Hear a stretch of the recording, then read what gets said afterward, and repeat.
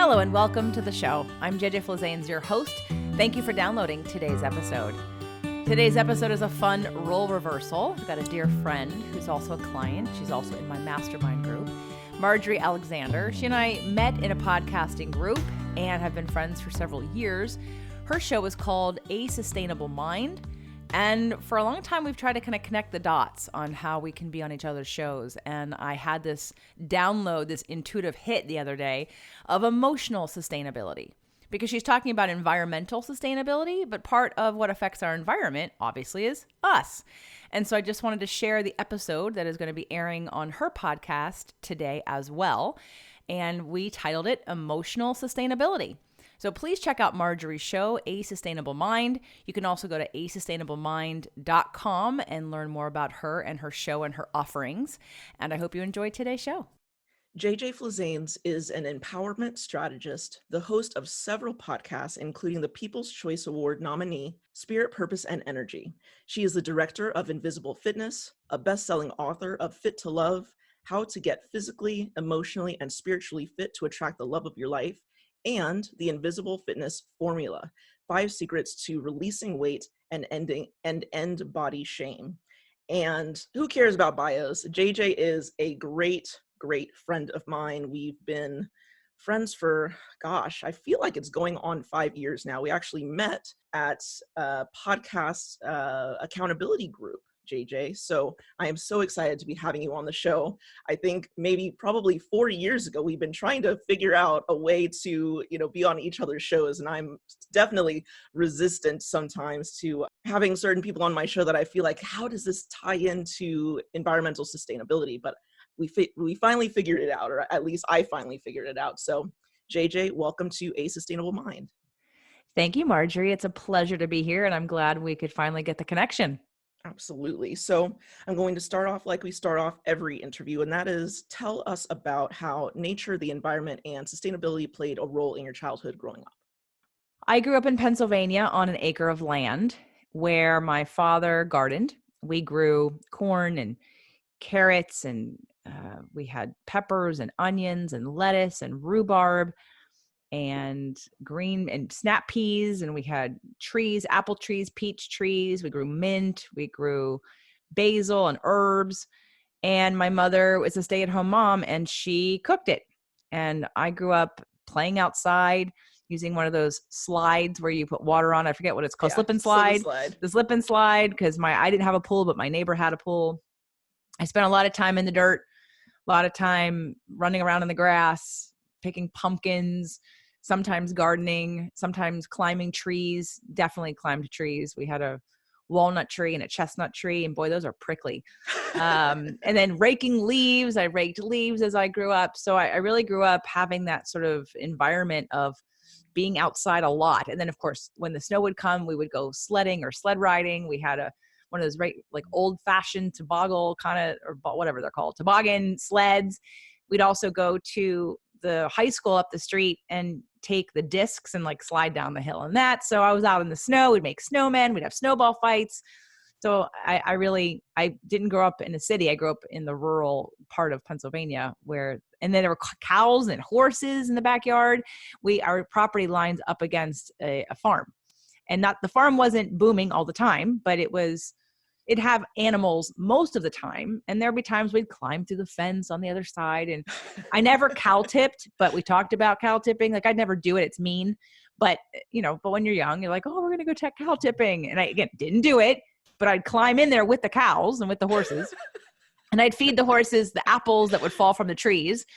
I felt like somebody should eat them. We'd feed them to the cows too. So that's, I just grew up in this idea that you're kind of one with the earth and that you're outside, and we take vacations at the beach and just play in the sand all day. And it was your job to be outside. That's what you do. That's amazing.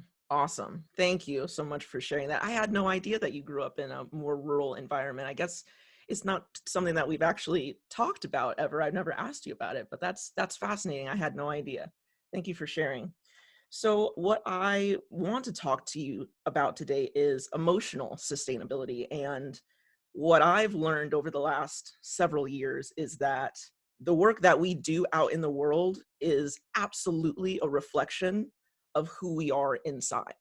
And the more that I dive into self-care and getting to know myself better, overcoming the challenges and the traumas of my past helps me be a better activist. It helps me have more important conversations with people out in the world. It just helps me be a better person, a better human being, a better steward of this planet. So you're an empowerment strategist, but you really have a lot to say about emotional sustainability. So where do we start, JJ? Let's dive into this. Well, thinking about sustainability and thinking about some of the people that I hang out with and that I work in a medical clinic with, and how we're looking at health from the idea of sustainability, from gardening and cooking your own food and making your own food and growing your own food, or buying organic, buying local, not having food waste. Same thing with looking at how we treat our bodies in terms of exercise or earthing, using ground therapy to help heal our ailments like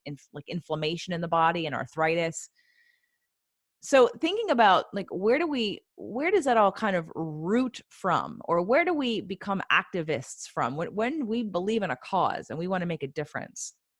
In my experience with law of attraction, which is a lot of what I teach, it's there are always going to be someone on one side in a step one experience. And a step one experience is where there's contrast, where there's a problem, where there's negative emotion. Step two, if you do any kind of law of attraction work or have a higher power would take care of step two, which is to kind of create what it is that you want to have happen. Step three is where we want to get into alignment with what we want so we can help manifest it, so we can help bring it about. And when I look at like the crossover between the idea of sustainability, I think it's a really powerful emotional tool too, because I do a lot of coaching with people on empowerment. And empowerment simply just means you have power.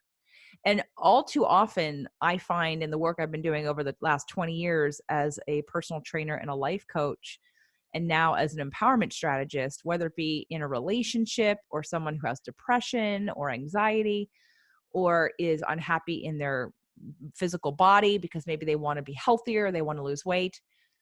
There's an idea of victim mentality. When we come at something with an idea that we don't have any control over something, Mhm. that feels bad, always. I don't know any situation where it's not going to feel bad in the case of where you want something and you think you can't have it. It's this lack of, it's like this perception, like this lack of mentality where we want something that we perceive we can't have. Therefore, we don't have any power. Mhm. And so emotional sustainability is really bringing the power back to ourselves and understanding that. And that's a lot of the teachings of law of attraction, understanding that you have the power all the time, that you're the creator of your own reality, that you can manifest anything that you want as long as you're in alignment with it. The only thing stopping you is you. And while, yes, there is contrast happening all around us and things that we don't like and things that we don't approve of, so to speak, when we put our attention there, we often create more of that because we're in alignment with that. So bringing it back home to like internally and figuring out our own emotions, I believe that one of the reasons why we have an epidemic of suicides and hate crimes and depression and anxiety is because no one's taught to be sustainable in their own emotional space, to Mhm. understand how to process emotion, to understand how to think about emotion, to be an observer, to know the difference of being a victim versus being a persecutor or a rescuer. Having a connection between our spiritual beliefs and the way that we show up in the world. Do I believe that we live once, and do I act from a place of scarcity? Or do I believe we recycle and that the world and the universe will be here long after I'm gone, and that I've been here before and that I'm coming back again, because energy doesn't get created nor destroyed, it just gets recycled. So, again, it's partly a spiritual belief, but it's partly a physics when it comes to law of attraction. But when it comes to our emotions, I think that we're at a time where we're in such chaos on so many levels, and we're Absolutely. wanting to blame somebody, or wanting to tell them it's their fault, that they need to change. But that feels terrible because we have this growing fear that if we don't get them to change, that it won't change. And I think, again, that's coming from a victim mentality, which proves over and over again that we don't make the greatest impact at that level.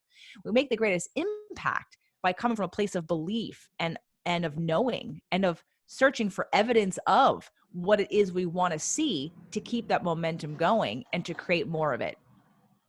So I want to touch back on this victim mentality, but you mentioned two other words there. One was rescuer, and one was prosecutor. Was that the third word? Persecutor, Persecutor. there's Okay. a well-known body of work called either Cartman's victim triangle, or I think it's called the victim triangle. Okay, I Anyway, and think you're right. Yeah. the three parts of the triangle are victim, persecutor, and rescuer. And the point of the work, and I've done several shows on it on my show, is to understand that when you're on the triangle, which all of us are every day at some point, some people live there and never get off. Hmm. We want to create an awareness to understand when we're feeling victimized. And we all have a starting gate position that we enter in through our family of origin. So in your family, there's usually someone who's the rescuer. So if you, Marjorie, you'd be the rescuer. Um, if you Yes. didn't already know that, right? Yes, I Okay, know. within your mother and father. But at the same time, no matter where you start, we always cycle around, Hmm. because the rescuer at some point in time feels victimized because they feel like they have no power, no control, because they're trying to rescue. Yeah. And at some point becomes the persecutor because they want to blame the person who's not doing the things that make them better or let them off the hook. Right? So like we go around the triangle all the time, but having an awareness about it can help you to understand the things you need to heal within yourself, to look at where you have a lack of trust in the process of the world or of your belief systems, of your spiritual beliefs. And it's a good thing to also recognize, because then when you can be an observer of where you are on the triangle, like let's say you feel like you're in victim mode. When you understand that that is a story you're telling yourself that's actually not true, and that you can actually change the story and get yourself off the triangle, and that you have choice, all of a sudden feel this sense of relief and peace and power and hopefulness that you didn't have before, because you recognize that the story you were telling yourself kept you in victim mentality. Tell me a little bit more about the role of the persecutor, because I'm thinking of this in terms of people that are working within environmental sustainability, whether they have founded a nonprofit organization, whether they do grassroots work, if they're an activist out there holding a sign, going to like a climate march, or getting their neighbors to sign a petition to get something signed into law. I'm trying to figure out what these roles look like when it comes to I don't want to say the fight against climate change, because we never want to be, come at it from towards and away motivation, right? So the victim mentality when it comes to this specific topic, I think would be, well, the world is screwed anyway. What are the changes, the small changes that I can make? What can that possibly do to save the world? Who cares about, what's going to happen 30 years from now? We might not even be here 30 years from now. And the rescuer mentality might look like, I don't know. Put this in perspective for those within the sustainable mind community. What does that look like for us? Well, let me back off the triangle for a second. And because one of the things that, I mean, I'll come back on it, but one of the things that I wanted to talk about in this whole emotional sustainability piece is that when we use the situation, let's say at hand, to feel victimized, to feel the earth is victimized, and then we get angry about it. And then we assume that everybody else feels the same way. And then we get angry about it. And then because they're not acting the same way we are. And then the persecutor role would be to come at them and yell at them and blame them, assuming that they understand things the same way we do, or they feel the same way we do, or they should feel the same way we do, which is going to cause conflict in any relationship. If we want change to happen, we have to be the change first in all ways. And if we're wanting to make change, then conversations have to happen not at the level of emotional upheaval and trauma and being triggered, because I think there's a lot of assuming that goes on in the world in every aspect, not just environmentalism, of course, but in every relationship. People think that if I look at something, it's actually why I got into astrology, because I used to think when I was younger, I would like witness a situation and look around and wonder why everyone else wasn't horrified at the same situation. And then I would just think they were stupid. And at some point I said, they can't all just be stupid. But there has to be something else to this, right? There has to be another reason why I'm looking at this and I have pain, and they're looking at this and seemingly nothing's happening. Right. So I started to dive into astrology to learn how people look at the world. and how they interpret information differently, how the different elements interpret information, the different planetary positions interpret information differently. And that's just one aspect. So when we layer on top of this that not everyone interprets the same situation in the same way, when we want to make change, so I'm gluten free, and you know that, and I've been gluten free since 2008. Now, yes, they're to me, they are spraying our fields with pesticides. They have genetically modified and crossbred them with things like pesticides. Mm. So it has been changed so much that it's unhealthy for most of us. There's no benefit to eating gluten. Now, I'm not trying to convince everyone on this show to not eat gluten, but just know whether it be the poison that was sprayed on it or the way that the actual genetic chain was reconfigured and modified to withstand the weather so that we'd have more crop. All of these poisons that were added into this, they're not good for us. But I decided rather than yelling at the farmers to stop doing it and the government, because in that case, that's not gonna get me anywhere. What I do is I pay more money for people who are making gluten-free things. Mhm. And so since 2008, when there was hardly anything on the market, there is now, I mean, businesses built up around sensitivities and gluten intolerances and products. There's a ton of products everywhere for every dietary choice that you have. And what's happening is that it's because people are using their money and their dollars to vote and to say, this is what I want. I'm willing to pay money for something that I want that is, yes, twice as expensive as what you can buy in the store that's regular, but that's because I care so much about my health. I'm unwilling to take the chance. I don't want it cheaply. I want it in a way that I'm not going to suffer later. Mm. So when you take it from the position of what can I do about it? Where can I spend my energy to create change in without having to try to fight big people, big companies with lots of money? And I'm not saying it's not happening, it's happening. In fact, I saw a graph the other day on Instagram where dairy consumption is like way down. And it was a vegan who was sharing it, but she said something like, bye bye dairy industry. And we're not quite there yet, but it's definitely reduced dramatically here in the United States, at least, because people are now, through education, are aware that most of their food is genetically modified or has pesticides or hormones or antibiotics, especially the dairy. And Mm. then you eat that and you're, having the results of having all that pesticides, the genetically modified corn that they eat, the hormones they get shot with, and the antibiotics. So, and because most of the dairy farmers are owned by the government now, and we don't like that. But rather than yelling at the government, just search out non-dairy options, support the farmers who are doing organic and aren't attached to the government, and we're doing it sustainably. And the more that we put our money and effort and attention into those, the more we're going to have a shift that doesn't also come with grief and shame and anger and ulcers and sleepless nights and anxiety and feeling victimized, feeling powerless. We have power. How we choose to use it is going to determine how we feel in the process of bringing about change.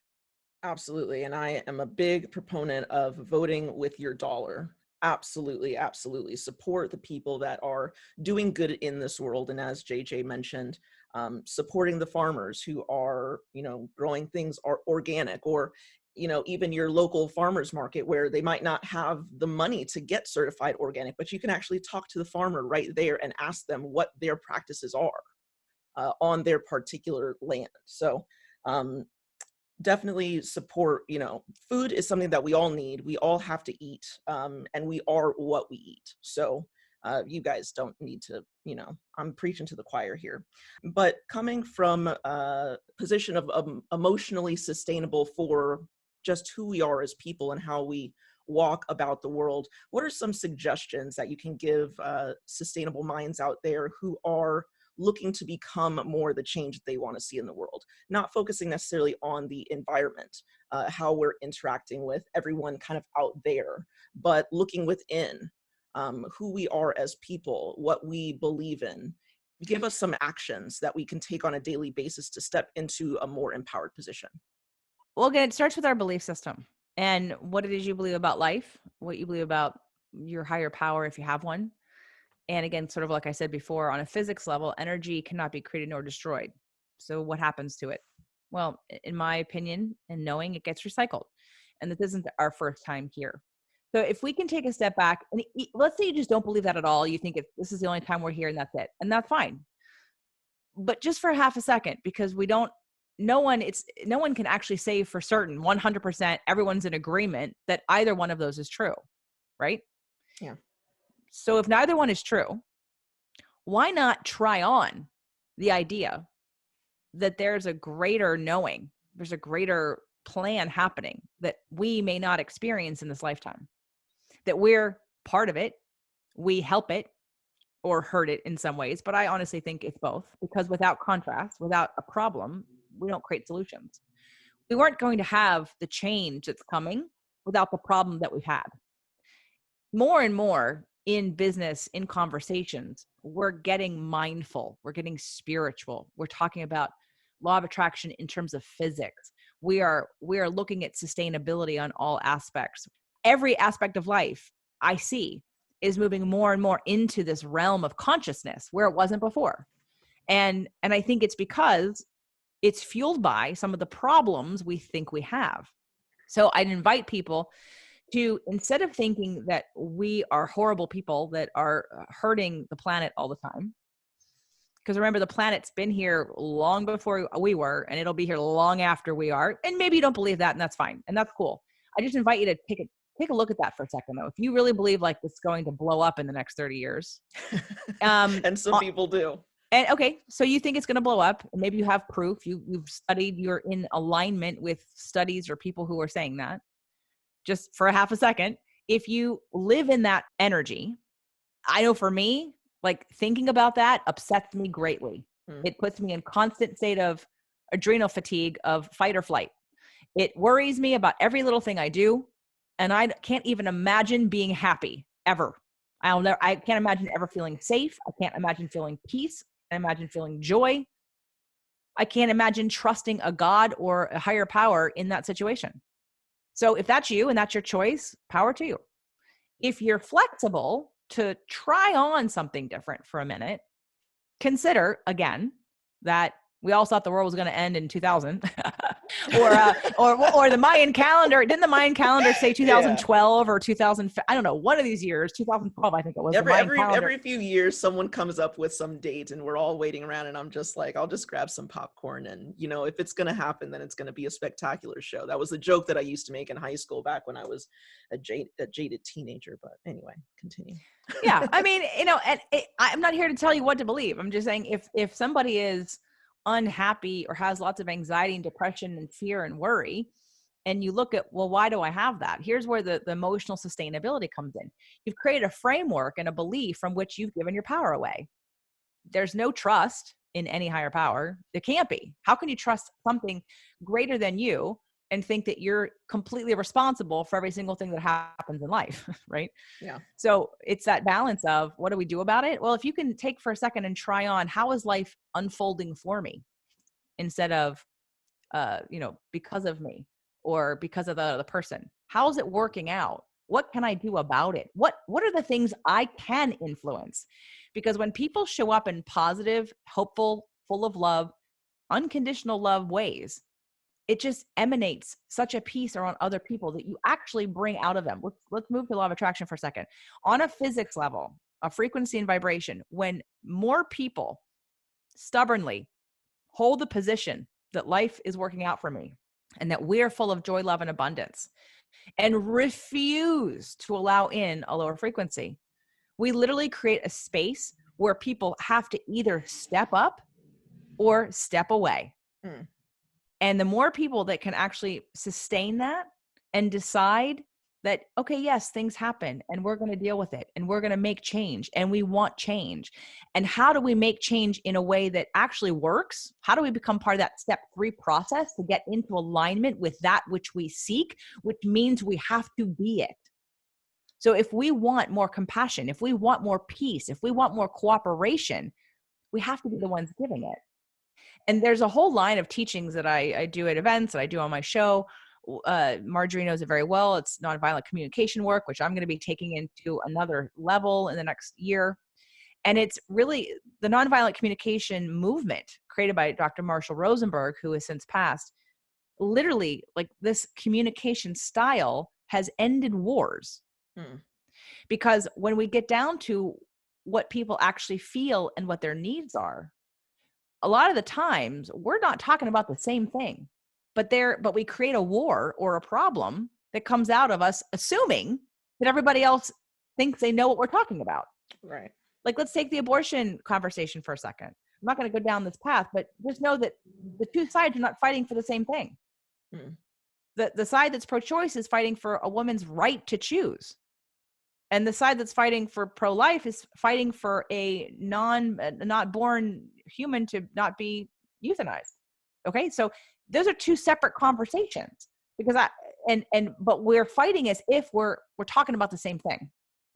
And case by case, I remember a story in Nonviolent Communication, the book, and in the CD series, where Dr. Marshall Rosenberg was telling a story about a woman who had taken the course and who had learned the work, and a man was trying to rape her.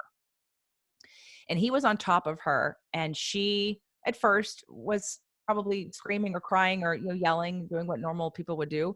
And then as it continued, she took a step back in her mind, and she noticed how angry he looked and how afraid he looked. And she started asking him questions like, and I don't remember verbatim, but it was something in the realm of like, are you must be feeling really angry and really afraid right now, to be doing something like this. And she just literally asked questions about how he was feeling, and reflected back to him the deeper need that he had to feel powerful, to feel seen and heard, to feel empowered. And he stopped. Wow. So what I'm saying is this emotional sustainability, the reason why I'm on this path to sort of recreate this work in a different way for sort of our new era, is because it has the power to do that. It has the power to, when we actually understand what our own feelings and needs are, and when Hmm. we understand that we can get our needs met most of the time without anyone else having to be different, when we can do that and all of us come from that place, everybody can leave each other alone and not blame each other for how we feel, and all of these misunderstandings and the reasons why we get so upset and the stories we tell ourselves about how someone has control over us. When we can stop those things, we heal people, we stop wars, we make change, we have conversations about making change in a different way, we get people's needs met, we can be creative in the ways that we problem solve things so that everybody wins. Yeah. Because I believe that at the end of the day, if we're having an argument about something, it's a misunderstanding. That not if someone understood something in a different way and really understood what their personal need was and why they're fighting so hard against some idea that someone's trying to force them to do. Again, I have a very strong belief that we're just talking about different things. Someone doesn't feel safe, and the story they're telling themselves is everything has to stay the same in order for me to feel safe, but we can find another way for them to feel safe, then they're more open to make change. Does that make sense? Absolutely. Yes. And when it comes to the environmental conversation, because I love the nonviolent communication exercise at your events. And I've been to 3, 4 at this point. And anyone who is resonating with what JJ is saying, please check out Spirit, Purpose, and Energy. That is JJ's most popular podcast. She's got like a gazillion of them. I mean, literally like 9 of them. But if this particular conversation resonates with you, I invite you to take a look at Spirit, Purpose, and Energy podcast. It's amazing. And even more time, I've actually spent more time at your events than I have spent listening to your episodes, although I do go on binges about every month or so. I listen to 5 or 6 or 7 in a row and enjoy them immensely.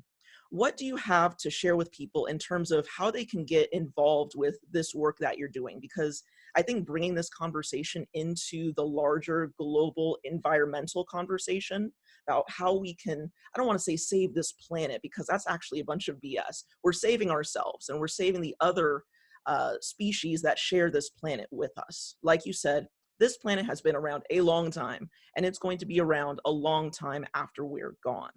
What can we get involved with that you have to offer us if this is something that we strongly identify with and this is work that we want to get more involved with? Well, right now, the best place to find more information, again, that's all very empowering would be, like you said, Spirit, Purpose, and Energy podcast.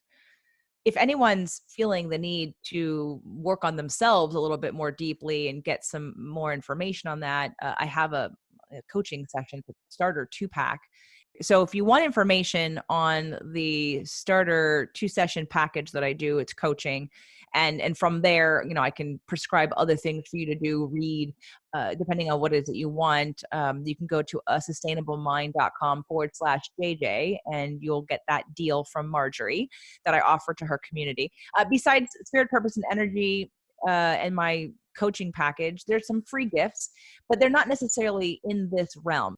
What I'm about in 2020 is really taking this work to this level.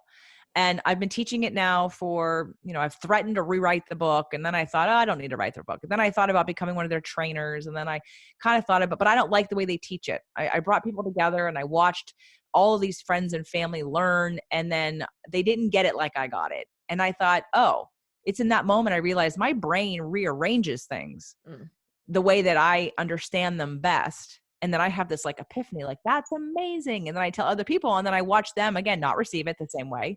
I'm like, oh, okay. This is how I would teach it differently. This is how I would do it differently, because there is still a belief in some of the nonviolent communication that gives a little bit more power away than I'm comfortable with. I believe that if we can see it in ourselves, it makes it easier to see in someone else. And what nonviolent communication work wants you to do is to be able to, like that woman who is being raped, to be able to put yourself in his position.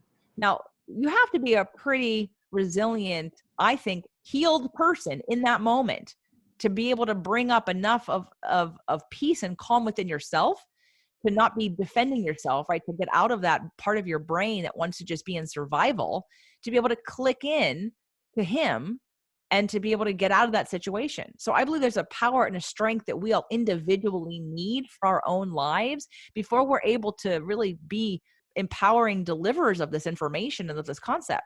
Because I know a lot of people who, if they're supposed to feel your feelings and wonder what your needs are and reflect that back to you, and you're in all way triggered, you're going to feel resentful. Well, why do I got to do that for you? Why can't you do that for me? So Yes, I believe it. absolutely. I think that's why, to me, the sustainable conversation of emotions is critical. If we are not self-sustaining emotionally, if we do not know how to get our own needs met, if we do not know how to stop blaming others for our situation, then we're forever going to be in crisis and conflict.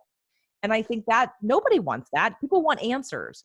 But again, it's not taught in schools. It's not common language. It's not common knowledge. It is very currently it's in our paradigm to blame others all the time. But does that ever get us anywhere? I don't think it does. Awesome. Thank you so much for sharing all of that. And again, I want people to check out Spirit, Purpose, and Energy if this conversation resonates with you. And even if you're not quite sure, you think that this might be a little much, that might make you a little bit uncomfortable, check it out anyways, because JJ really does get into some very, very practical tips, things that you can bring into your life on a day-to-day basis to help improve your self-esteem, help improve your communication with others, help bring joy and more peace into your life. It's definitely something that we all can benefit from. And go to asustainablemind.com/JJ to check out that great deal that she's offering for the coaching sessions. So I want to get into our 7 sustainable questions right now, which is how I end every show. And I know, JJ, I did not send you these ahead of time, but I'm sure that you're going to have great answers, because I think I know what you would answer to most of these. So I'm excited to hear what you have to say to our community. Can you share one long-standing habit that you believe has significantly improved your life? Asking why of myself. I have always asked, why do I feel that way? Why did I interpret it that way? Why did I react that way? So I've always been curious of my own reaction and feelings to pretty much any situation for as long as I can remember. And what is one new habit that you're cultivating in your life right now? I would say a new habit for me is to really honor my work-life balance. And I have done it over time, but I've transitioned in relationships. And I now have the opportunity to kind of have me time and meditation time and exercise time with my partner. But then also because we're both entrepreneurs, I work longer. Like I work more, and I have less time for things I love doing, like cooking. I can't garden anymore because we've moved until we move again. And I used to love being outside and picking my own herbs and vegetables and making home cooked meals, which I still do, but I do it less. So something that I'm cultivating more, because now that life has shifted, so have my habits, is to really honoring and putting in my schedule. Like I literally for next week put in a nap. Like I outlined the Yeah, time that I'm going to take a nap, because I'm literally working from 6:30 in the morning until 7:30 at night. And it's not constant and there are breaks, but if I don't rest and recuperate and spend a little time on myself, I will again be in adrenal fatigue, or I'll be, agitated, or I'll be depleted. And it doesn't have to be like that. And I want to make sure I honor my own energy field and my own energy needs. absolutely. Whose work do you admire? I know that you talked earlier about the Cartman drama triangle or victim triangle. Whose work do you admire in this field of work that you do?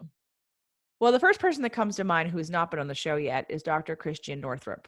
She was the first physician who is a gynecologist who I saw talk about alternative things. She, through her practices, also was doing functional medicine, which I'm 100% behind. I am not a big proponent of Western medicine. I am 100% behind functional medicine, which is different in that we are not fighting against an old paradigm of diagnose and treat with a drug or with surgery.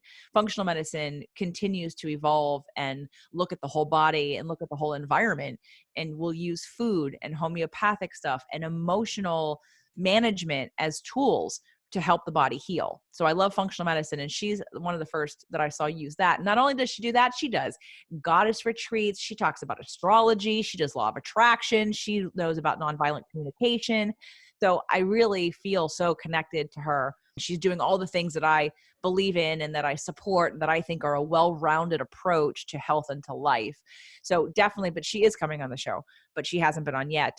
Dr. Evan Alexander's been on the show. He wrote Proof of Heaven, and I really admire him. Dr. Cherie Carter Scott is a legend of mine. Her first book changed my life, and so she's recently been on the show, and she'll be on again. So the work of the three of those people, I've just been. Oh, and Harville Yes. Hendricks, who created imagotherapy. I'm a huge fan. Went to his workshop, have his books, had him on the show twice. I also use his practices in my coaching. So I Hmm. work with people on some of these concepts of imagotherapy and relationship therapy, and even using his tools individually. Like when I did that imago exercise for the very first time in therapy with another person, I came out of there thinking, why the heck doesn't every single person in therapy start here? Not relationship therapy, individual therapy, because it's literally a fast track for understanding your core wounds and how they show up in your life right now. It's powerful work. So I would say those 4 or 5 people are definitely on the top level for me. And I don't want to answer this next question for you. The question is, do you have an internet resource that you find helpful on a regular basis? But I'm going to say, actually, the work that you're talking about, actually, the Imago therapy, I have workbooks, and also nonviolent communication. I have this the feelings and needs chart, which of course it deserves a lot more an explanation before it's actually used, but just to look into the Center for Nonviolent Communication in general, I think is a wonderful online resource. Do you have any other internet resources that you would suggest to people that are interested in learning more about these topics? Well, me. Yes. If you email me, jj@jjflizanes.com, that's JJFLIZANES. If you email me and tell me what you're looking for, I can better direct you. I have the needs and feelings list that Marjorie is referring to. I'm the one that gave it to her, but I also have a podcast episode that I've done on it. It's Yes. episode 118 of the Fit to Love podcast, but it's a more recent podcast that I've redone on another show for like archived episodes. Hmm. Anyway, but I can send you the link to the podcast. You can go find it. It's called Three Steps to Effective Communication, episode 118 on the Fit to Love podcast. It's a blue icon. And then if you go to fittolove.tv, that's my Fit to Love website, fit with the number 2, love.tv, and you can download the worksheet. However, if you just email me, I'll send it to you and it's faster. Cool. And I will have literally every single thing that JJ has mentioned so far in the show notes for this episode, including her email address and links to these podcasts that she's been mentioning. What book would you recommend to sustainable minds out there that are hoping to shift their mindset to become the change that they want to see in the world? If Life is a Game, These Are the Rules by Dr. Sheree Carter Scott. That's number one. If Life is a Game, These Are the Rules. Dr. Sheree Carter Scott. The next book I would recommend is what we've been talking about, The Nonviolent Communication, but I would actually recommend it on audio. Okay. That's a good tip. I've not listened to it. Okay. So as you all can see, JJ is absolutely a wealth of information. And like I said at the beginning, taking care of myself in terms of self-care, in terms of emotional sustainability, meditating, which is something that I've really grown a lot in just these last few months. It's really helped me kind of get a hold on where my life is currently as I'm expanding very quickly, both in my business and my personal life.